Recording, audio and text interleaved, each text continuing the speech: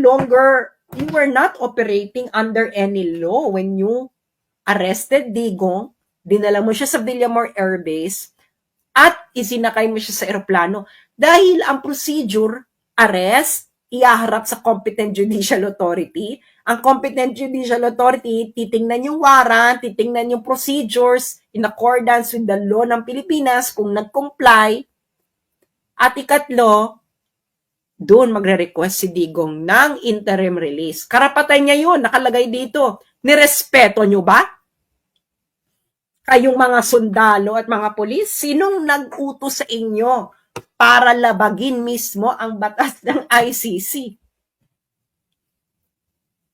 Remember, Duterte is still innocent.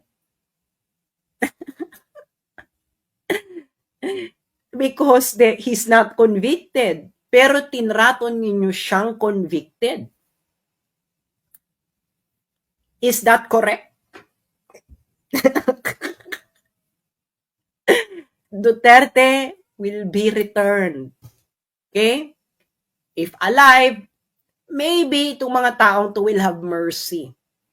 Kaya kayong mga taga Mindanao na nakikinig sa akin, naiintindihan niyo ba yung sinabi ko? Ginago ang kauna-unahang presidente ng Mindanao. Malinaw ang pagkakadiscuss ko dito. Very tight. Malinaw ang proceedings. Hindi ginawa. You all have the right to be angry because everything that happened is a fruit of a poisonous tree. Everything that happened has no legitimate seed. Ergo. Diba? Tama? Yung mga dyan, law professors. If something is a fruit of a poisonous tree, the proceedings leading to that something is what? Basic yan, di ba? Basic yan sa law. If something is a fruit of a poisonous tree, and what happens to the proceedings leading to the something? Void. Illegal.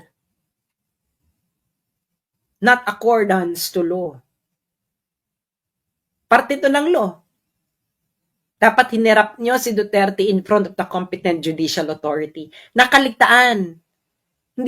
Either nakaligtaan nila dahil high or hindi nila binasa yung batas.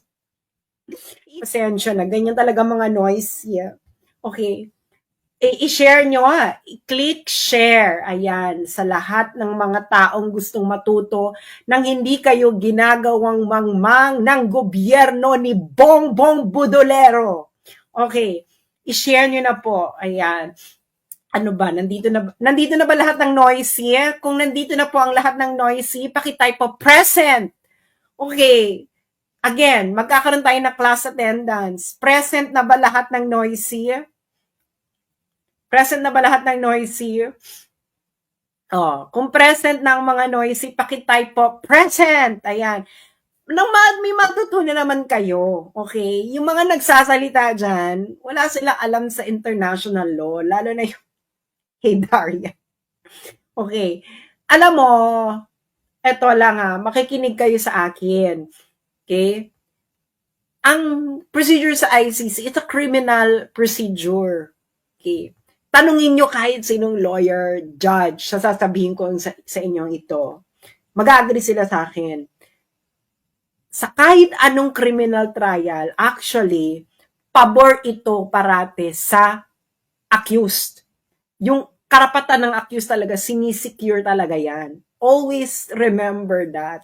Because no one can be deprived of life, liberty, and property without due process of law. And that applies in the ICC. Ang ICC, it's simple an extension of common criminal law principles sa buong mundo. Okay? So, kasama yan, yung principle na yan, na the rights of the accused will be respected at all times, all throughout the proceedings. Because ang standard ng criminal law ay, anong standard ng criminal law in order for you to be convicted? Ano? Proof beyond reasonable doubt. Hindi lang proof beyond reasonable doubt. Kailangan the entire proceedings has been fair. Okay? Ngayon, merong rules. Okay? May rules of court. O, yung mga lawyers dyan, makinig kayo. Alam nyo ito. Huwag tayong magmaang-maangan. Kahit yung mga din-din dyan na, hindi ko na sabihin, pero may kapitbahay ako na nang molesta siya ng estudyante niya nung 80s. Charot. Anyway, meron yung rules, di ba may rules of court nga tayo eh. Papaliwanag ko lang kayo sa Pilipinas ha. And this applies to all criminal, in all jurisdictions. Yung procedural fairness, ibig sabihin, the entire procedure, dapat irespeto ito.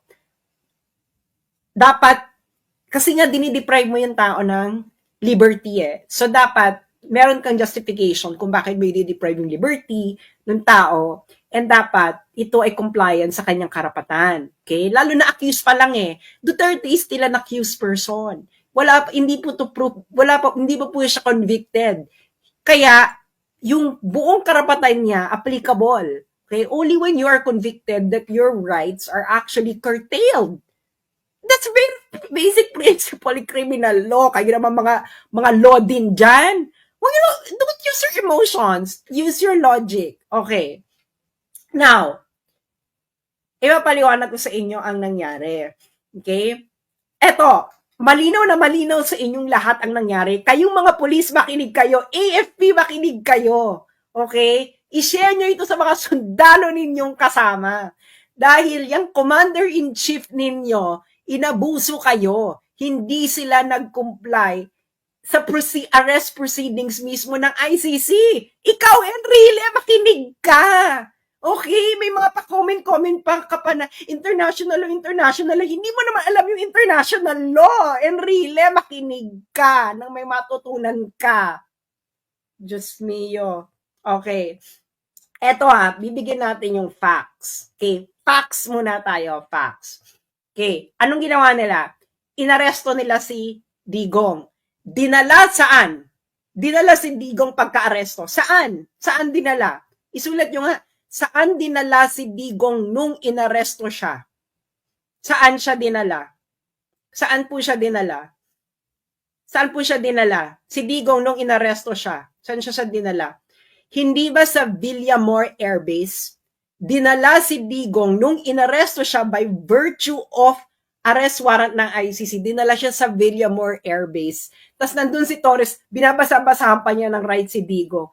Tapos si Digong ay isinakay sa aeroplano at inilabas na sa Pilipinas, and the airplane now is going to on route to Rotterdam sa Netherlands. Okay, Rotterdam is just a city next to The Hague. Kaya sa Rotterdam yung dinala kasi I believe ang Rotterdam ang ang airport sa Rotterdam ang tumatanggap ng chartered flights. Anyway, so yun ang facts. May ICC arrest warrant daw. Kinuha si Duterte, dinala sa Villamor Air Base. That's a fact. Nakita nyo yung lahat. Ano ang arrest proceedings ng ICC? Makinig ka, Enrile, itong international law. Okay. Ano? Ito, papabasa ko sa inyo. Article 59, ito ang arrest proceedings ng custodial state.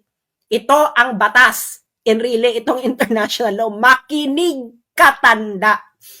Article 59 ng ICC. Meron pong procedure of arresting an accused. Okay, meron. Batas ito na... Let's work under the condition na nasa jurisdiction tayo ng ICC. Kaya wala tayo sa jurisdiction, edi lalong mas mali yung pagkakaresto nila. So, assuming for the sake of argument na ang Pilipinas ay under sa jurisdiction ng ICC, meron pong arrest proceedings ang ICC. Ano ito? Nandito ito sa Rome Statute, and really, magbasa ka! Magbasa kayo, PNP, magbasa kayo! Bong-bong, wag puro singhot. Article 59 ng Rome Statute. Anong sinabi ng Article 59.1? Ito ang procedure, procedure. A state party which has received a request for provisional arrest or for arrest and surrender shall immediately take steps to arrest the person in question. Ano ibig sabihin yan? Pag naka-receive ka, arrestin mo kagad. Correct. Sabihin natin, correct yung ginawa nila. Inaresto nila. Nakatanggap sila ng warrant of arrest, inaresto nila. Pero may next step, mga friends. May next step pag inaresto mo. Ano ang step 2? Step 2. A person arrested shall be brought promptly before the competent judicial authority in the custodial state, which shall determine in accordance with the law of the state that 1. A. Warrant applies to the person. 2. The person has been arrested in accordance with the proper process. And C. The person's right have been respected. Step 2 pa lang tayo. Anong sabi nito? Tatagalogin ko. Pag ikaw ay inaresto, anong dapat ang gagawin sa'yo ng arresting officer? Dadalin ka sa harapan ng competent judicial authority. Ibig sabihin, si Digong dapat dinala saan? Sa hukuman ng Pilipinas. Sa harapan ng hukuman ng Pilipinas.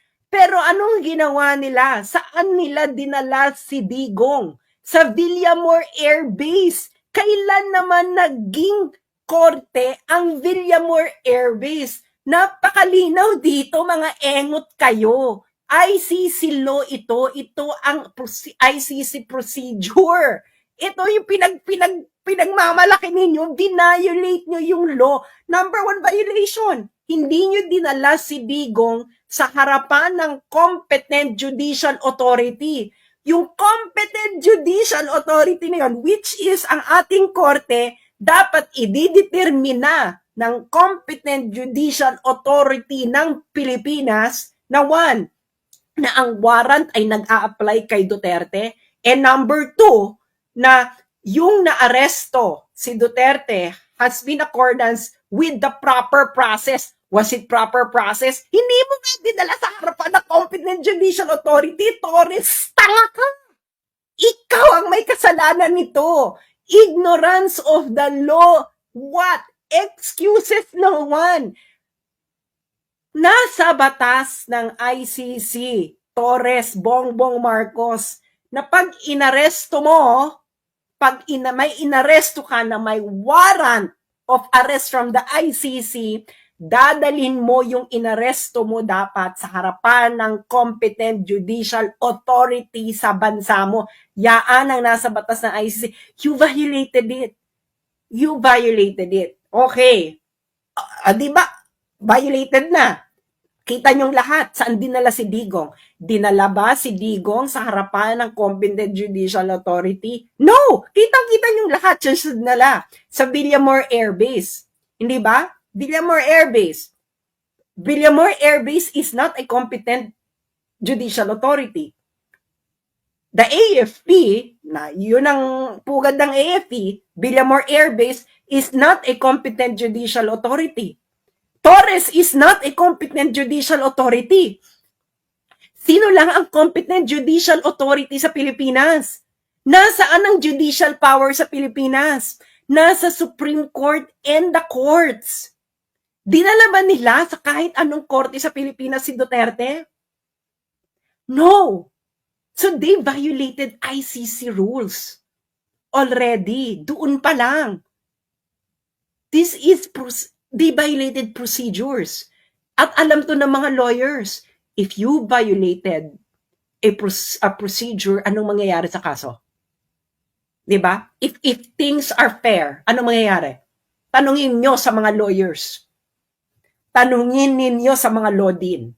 Kung sinabi kong sila na sasabihin nila hindi madi-dismiss, you are not acting on jurisprudence. Ay in accordance with the law of the state. Ibig sabihin, in accordance sa law ng Pilipinas, ididetermina na pa ng korte ng Pilipinas dapat na yung warrant ay nag-a-apply kay Duterte. Second, na yung pagkaka-aresto kay Duterte ay dumaan sa proper process. At number 3, na ang rights ng arrested ni Duterte ay dapat respected. Ididetermine na pa yun ng court. Anong ginawa nila, Bongbong? Anong ginawa ng AFP? Anong ginawa ninyo mga polis? Ipinasok nyo si Duterte sa eroplano at inilipad nyo palabas.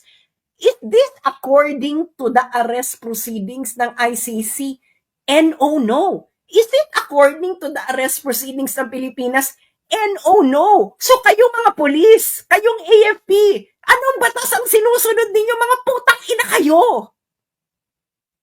Sabihin nyo sa mga Pilipino, anong batas ang sinusunod ninyong mga putang ina kayong mga sundalo at mga pulis sa ginawa nyo kay Duterte? Batas ng Pilipinas? Definitely no. Batas ng ICC? Definitely no. Dahil ayon mismo sa ICC, dapat ang inaresto ninyo ay dinala mismo sa harapan ng competent judicial authority ng Pilipinas. At yung competent judicial authority na yon, dapat ay aalamin pa na ang warrant ay nag-a-apply kay Duterte, ang arrest proceedings ay proper, at ikatlo, ang rights ni Duterte ay respected. Hindi nyo ginawa yan. So definitely, kayong mga sundalo, kayong mga pulis, anong batas ang sinusunod nyo?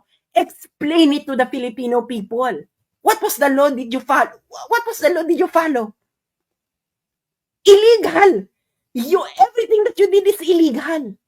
You are not following the Constitution. You are not even following the ICC statute.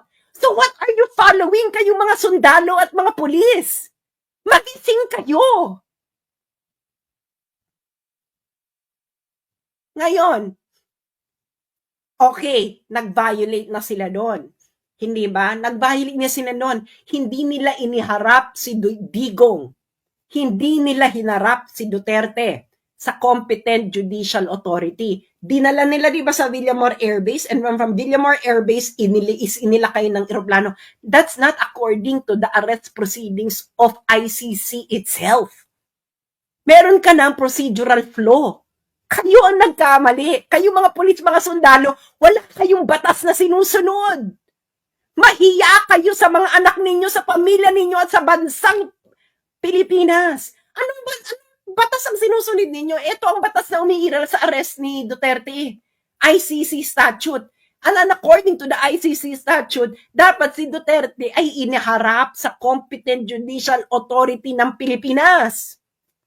Hindi nyo ginawa yan. So anong sinusunod ninyong batas?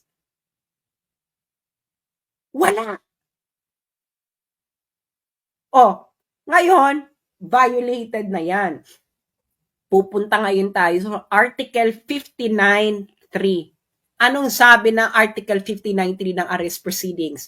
The person arrested shall have the right to apply to the competent authority in the custodial state for interim release pending surrender. Anong ibig sabihin nito? Di ba? Inaresto mo. Tama. Inaresto nyo. Kayo, tama. Ang pagkakamali nyo kayong mga sundalo at mga polis, hindi nyo ginawa yung step 2. Dinala nyo dapat si Duterte sa harapan ng competent judicial authority ng Pilipinas. At pag nakaharap na si Duterte sa competent judicial authority, dun siya mag-a-apply ng interim release pending surrender. What did you do? You violated the procedures of ICC itself. Sabihin nyo nga sa akin, kayong mga law din na nagmamarunong-marunong, was Article 59.2 complied with? Kitang-kita ninyo ang nangyari. Kitang-kita ninyo mga nangyari, kayong mga law din na nagmamarunong. Kitang-kita ninyong mangyari. Hindi na natin kailangan ditong mag-calisthenics. Alam ninyo at alam ko, pareho tayong may alam sa batas. If the law is clear, we refer to the ordinary language meaning of the law. Ano ang ordinary meaning ng Article 59.2? Kayong mga law din. A person arrested shall be brought promptly before the competent judicial authority in the custodial state. Ordinary meaning. Ano ibig sabihin yan? Yung inaresto mo, dapat dadalin mo sa harapan ng competent judicial authority. Ordinary meaning, mga friends. Hindi mo kailangan dito magbale-balento. Napakalinaw ng language ng ICC rule. And really makinig ka, this is international law in operation. You didn't comply with. this? Sabi mo nga, and really, did you? Ikaw ang presidential legal advisor, did the BBM administration complied with Article 59.2 of the ICC statute? Malinaw na malinaw sa mata ng mga Pilipino, hindi nyo dinala si Duterte sa harapan ng competent judicial authority ng Pilipinas. Dinala nyo siya sa Villamor Air Base. Villamor Air Base is not a court. Siguro naman malinaw sa ating lahat yan, di ba? Baka naman dito bubudulin pa tayo. Villamor Air Base is not a court. Kayo mga sundalo, is Villamor Air Base a court? Is Villamor Air Base the venue of the competent judicial authority na kung saan dapat dadalhin nyo si Duterte pagka-aresto ninyo? Kung hindi naman kayo tanga. Torres, is Villamor Air Base a competent the venue of competent judicial authority? Anong batas ang sinusunod mo? Pakipaliwanag kasi ito ang batas malinaw. Article 59.2. Tama ka, inaresto mo. Ano dapat ang gagawin mo, Torres, pagka-aresto mo? According to the ICC statute, dadalhin mo dapat si Duterte sa harapan ng competent judicial authority. At pag nasa harapan na ng competent judicial authority si Duterte, yung competent judicial authority, i-assess niya in accordance sa batas ng Pilipinas na 1, na ang warrant ay nag-a-apply kay Duterte, 2, na ang person, si Duterte, ay inaresto in accordance with the proper process, at ikatlo, na ang karapatan ni Duterte ay nirespeto. At habang nandoon sa harapan ng competent judicial authority si Duterte, pwede siyang mag-request sa harapan ng competent judicial authority ng interim release pending surrender. Hindi nyo nga siya dinala sa harapan ng competent judicial authority. Doon pa lang mali na kayo. So, merong procedural flaw. Kayong mga lawyer, kung ang accused, kayong mga lawyer, mga dean, kung may procedural flaw sa pagkaka-aresto, kung ang karapatan ng inaaresto ay hindi nirespeto sa kahit anumang proceedings, anong mangyayari sa kaso? If things are fair, yung mga lawyer dyan at din, anong mangyayari? If things are fair, kung ang rules mismo ng ICC ay hindi sinunod, di ba, malinaw dyan, dapat dadalhin mo sa harapan ng competent judicial authority si Duterte.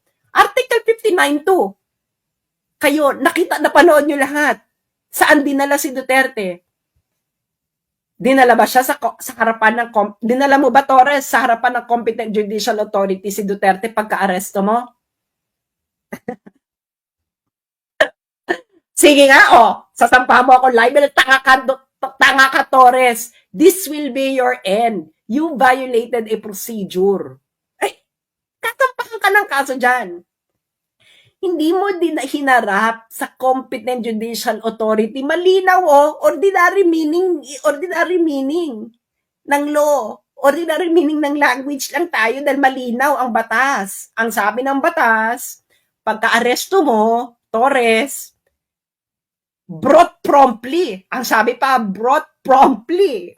Ibig sabihin, pag-aresto mo, hindi ka na pwede magpabanjing-banjing, Torres. Dapat dadalhin mo na kagad si Duterte sa harapan ng competent judicial authority. Ginawa mo ba, General Torres? Kayong mga pulis na nakikinig dito, malinaw ang batas, basahin ninyo. Siguro marunong naman kayo magbasa, kayong mga pulis na nakikinig dito at mga sundalo. Anong sabi ng batas? Pagka-aresto, the person arrested shall be brought promptly before competent judicial authority ng custodial state. Sinong custodial state? Pilipinas. Sinong competent judicial authority ng Pilipinas? Sino? Mga sundalo na loyal sa Constitution. Anong sinasabi ng Constitution kung nasaan ang judicial power ng Pilipinas? Nasa Villamor Air Base ba? Kaya nga, di ba, loyal pa kayo sa Constitution? Ano sinusunod yung batas? Ayan ang batas ng arrest proceedings ng ICC. Yung inaresto ninyo, dadalin mo dapat sa harapan ng competent judicial authority ng Pilipinas. Ginawa nyo? Hindi nyo ginawa. Anong Villamor Air Base? Nasaan ang judicial authority ng Pilipinas according to the Constitution na dapat loyal kayong mga sundalo at pulis? Nasa judiciary. Nasa ng venue ng judiciary? Nasa Villamor Air Base? Wala. So hindi na kayo loyal sa Constitution. Tama? Kasi kung loyal kayo sa Constitution, dapat sinunod nyo yung batas ng ICC. Hindi ba? Kayo mga pro-ICC. Ito ang mga sinasabi ko sa inyo Hindi nyo alam mga pinagsasabi ninyo. Siyempre, hayaan mo na kayo magkamali bago kayo i-correct, di ba? Hindi nyo inalam, may batas pala ang pag-aresto.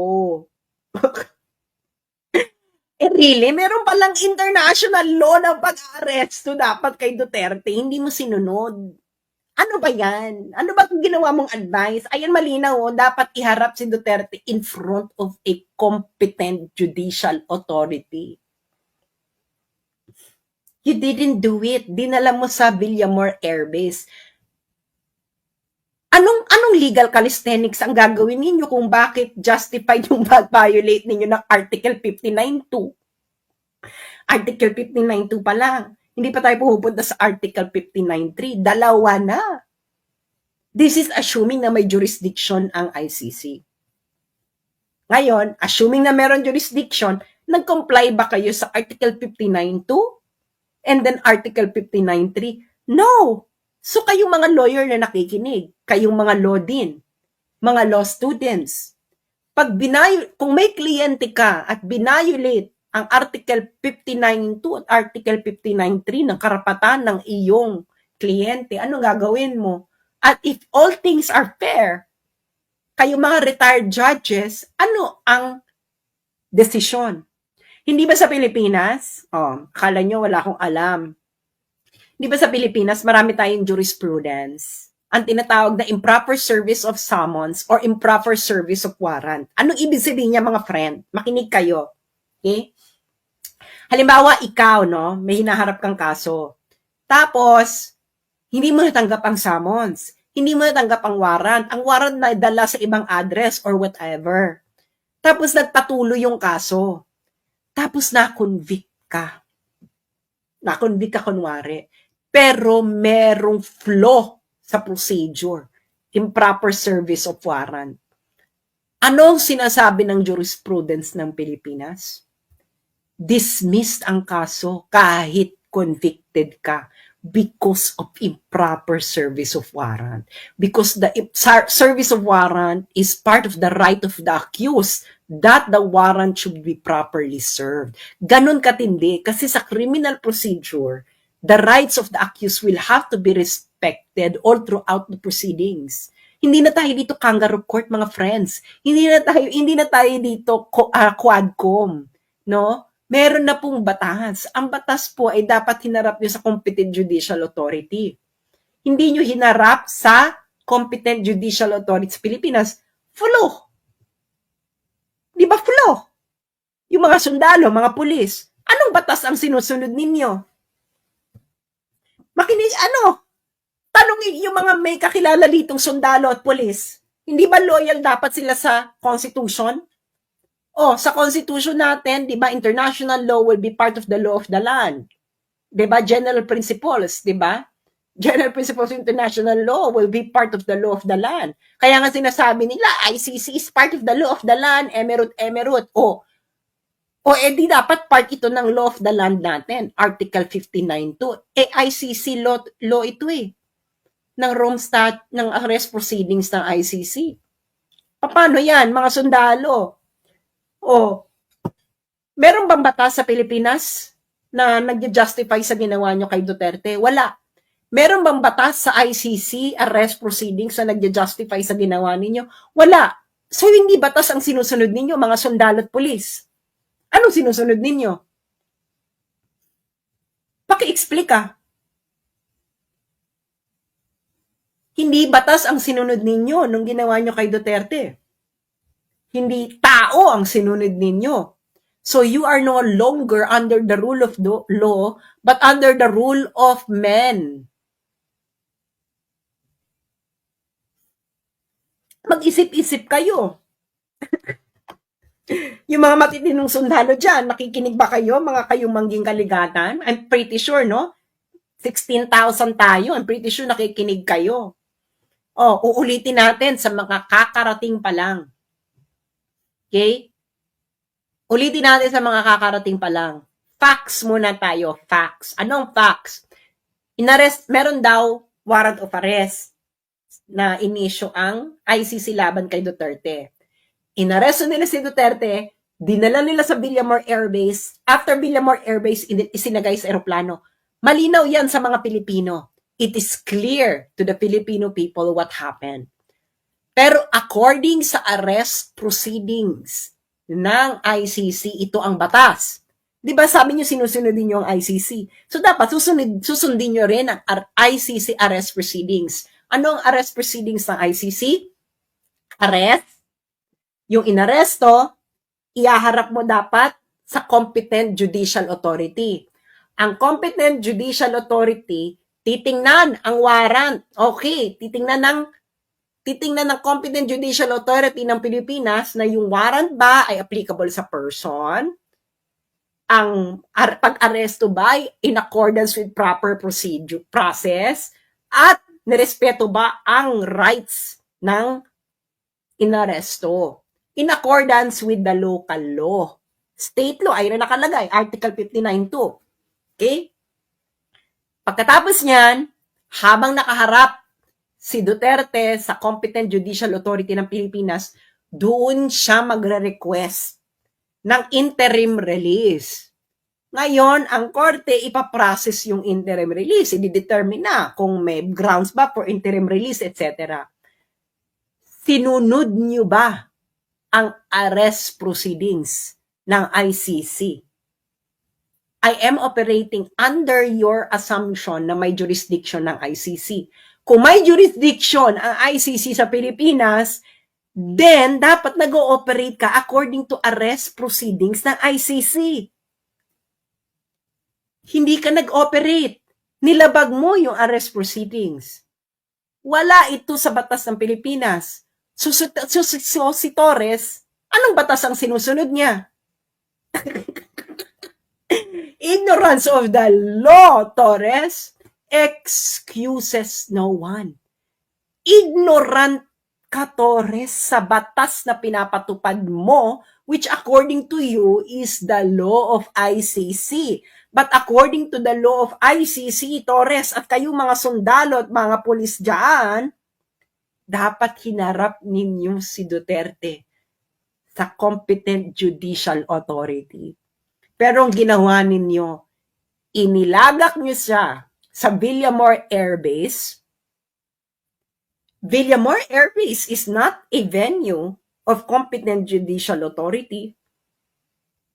And competent judicial authority, again, kayong mga loyal sa Constitution, mga sundalo at pulis, na kanino vested ang judicial power sa Pilipinas?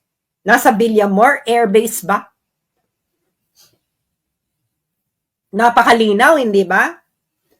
Oh. So, sa makatiwid, ginago ninyo ang mga Pilipino. Ginagago ninyo ang mga sarili ninyo. Ginagago ninyo, kayo mga pulis at mga sundalo, ginagago ninyo mga anak ninyo at mga asawa ninyo at pamilya ninyo at ang susunod na henerasyon. Sumunod kayo sa kautusan ng bangag na hindi alam ang batas na dapat ay pinapatupad ninyo. Saan kayo ngayon loyal? Sa Constitution? O nasaan sa Constitution na tama yung ginawa ninyo? According to the Constitution, international law is part of the law of the land. Kayo nagsasabi, pinapatupad ninyo ang warrant of arrest ng ICC. Ergo, you are complying within the law of ICC dapat. Nag-comply ba kayo? No. Ba't hindi kayo nag-comply? Dahil hindi nyo alam ang batas. Is that an excuse?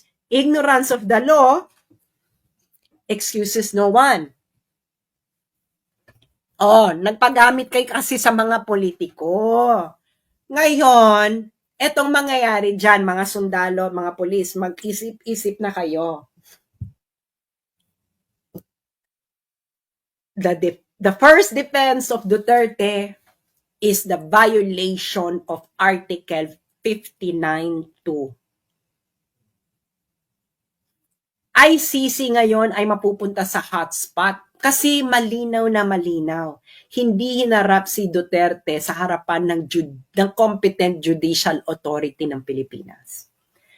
Pag nagsalita ang ICC na okay lang na hindi iharap sa competent judicial authority, ICC will be violating its own rule. Napakalinaw, this is ordinary meaning ng language principle. And this will be taken up. But I'm sure by the UN Security Council. Sino mga permanent members ng UN Security Council? China, Russia, US, France, UK. Well, maybe US, hindi natin alam kung anong magiging response. But Russia and China will definitely move to cancel the proceedings. Suspend at least. UK at France. Paano i-justify ng UK and France na malinaw na hindi hinarap si Duterte in front of a competent judicial authority ng Pilipinas?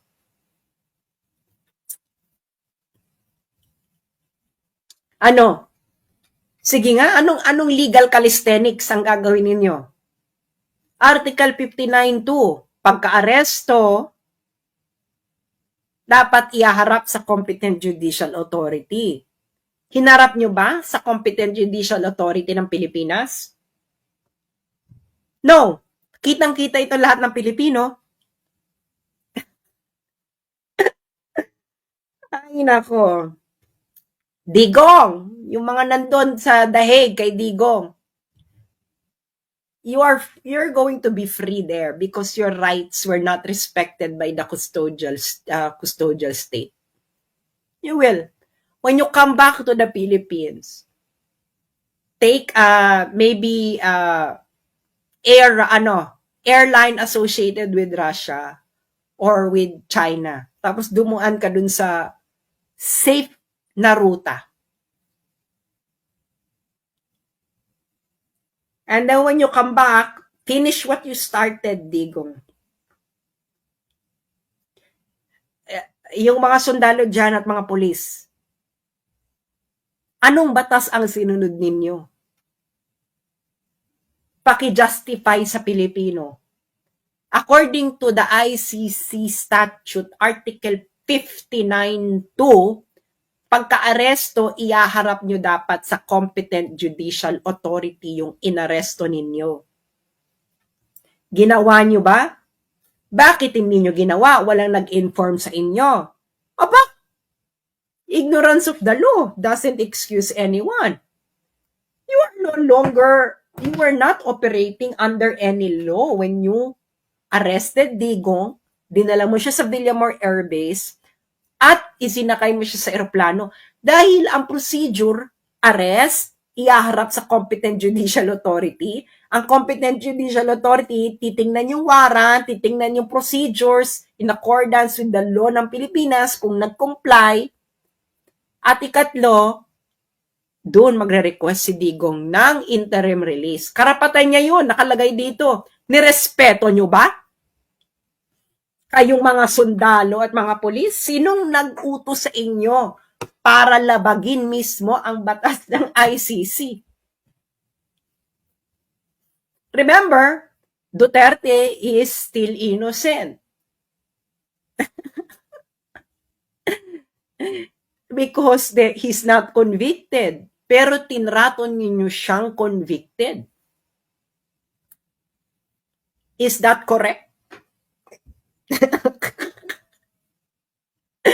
Duterte will be returned. Okay?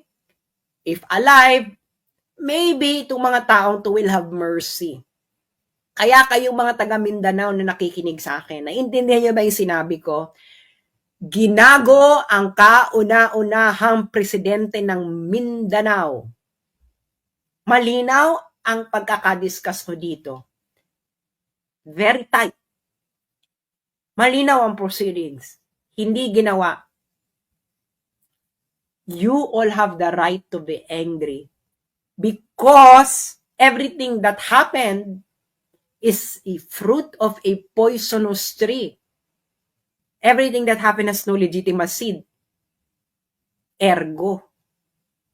Diba? Tama? Yung mga dyan, law professors. If something is a fruit of a poisonous tree, the proceedings leading to that something is what? Basic yan, di ba? Basic yan sa law. If something is a fruit of a poisonous tree, and what happens to the proceedings leading to the something? Void. Illegal. Not accordance to law. Parte ito ng law. Dapat hinirap nyo si Duterte in front of the competent judicial authority. Nakaligtaan. Hindi either nakaligtaan nila dahil high or hindi nila binasa yung batas. Either way, yung mga sundalo at pulis niloko nung nag-utos sa kanila. Uto-uto naman kayo. For me, uto-uto kayo. Yung mga sundalo, mga pulis na inaresto, nagpauto kayo. Either nagpauto kayo sa bangag or nagpauto kayo sa walang alam sa batas sa ICC. Kung both, mas malala. Bangag na, wala pang alam sa batas ng ICC. So mag-isip-isip na kayong mga sundalo at mga pulis kung anong pinaggagawa sa ininyo. Ewan ko sa inyo. Duterte, this is the first thing na titingnan. Diba? Binayolate na karapatan mo. Binayolate yung karapatan mo fruit of a poisonous tree. So, yun lamang po. At maraming salamat. Keep sharing. At yung mga pulis at sundalo dyan. Yung mga law din. Malinaw ang facts. Mga dean ng mga law schools. Malinaw ang facts, hindi ba? Inaresto si Duterte, dinala sa Villamor Air Base, isinakay sa eroplano. Yung mga law din dyan, kung tunay kayong may alam sa batas, anong sinasabi ng ICC law? Pag-aresto, ihaharap sa competent judicial authority. After pagharap sa judicial authority, yung judicial authority i-determine na kung yung warrant ba ay para dun sa tao, proper ba yung pag-aresto, at nirespeto ba yung karapatan. And after nun, may karapatan si Duterte humiling ng interim release. Kayong mga law din, napakasimple nito. Hindi ba? The wording of the law is not ambiguous. Ang facts ng nakita ninyo kahapon, judge it according to the law of ICC on arrest proceedings. Did the facts yesterday comply with the arrest proceedings ng ICC? Napakasimpleng tanong. Kahit siguro first day law student masasagot. Diba? Tanong, yan ang pagdebatihan nyo ngayon. Facts. Inaresto, dinala sa Villamor Air Base, isinakay sa eroplano, itinakas, inilabas ng Pilipinas. Ano ang batas? Arrest, present promptly before a competent judicial authority. Competent judicial authority will look at the warrant, will look at the proceedings ng pagkakaaresto, titingnan kung nirespeto ang karapatan ng accused, and the accused can request interim release. Kasama sa karapatan niya yon. Again, law din ng lahat ng law school sa Pilipinas. Facts, kahapon, inaresto, dinala sa Villamor Air Base, isinakay sa eroplano, inalabas sa Pilipinas. Batas, arrest, iharap sa competent judicial authority, bubusisiin ang warrant, ang pagkakaaresto, at kung na-comply ba ang rights ng accused. At doon, pwedeng mag-request si Duterte ng interim release before surrender sa ICC. Tanong, yung law and facts, magkatugma? Kung ang law at ang fact ay hindi magkatugma, sino dapat manaig? Ang law, di ba?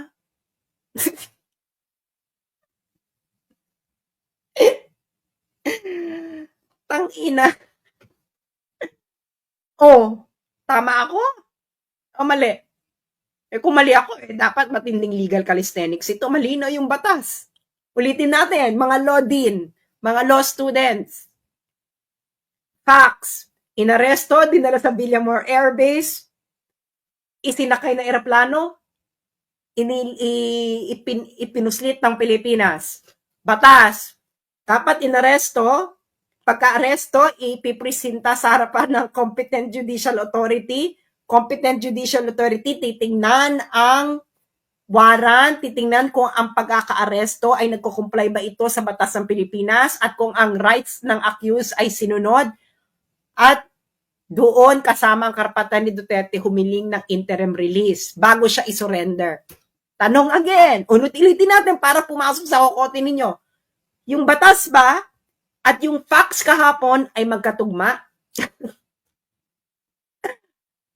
Ay, Diyos ko, kahit siguro grade 5 ang natapos, masasagot ang tanong ko. Maraming salamat po sa inyong lahat. At kung gusto nyo hindi maging engot at yung mga kasamahan hindi mag-engot, i-share nyo ito. Maraming salamat pong muli at mabuhay ang mga totoong nagmamahal sa bayan natin.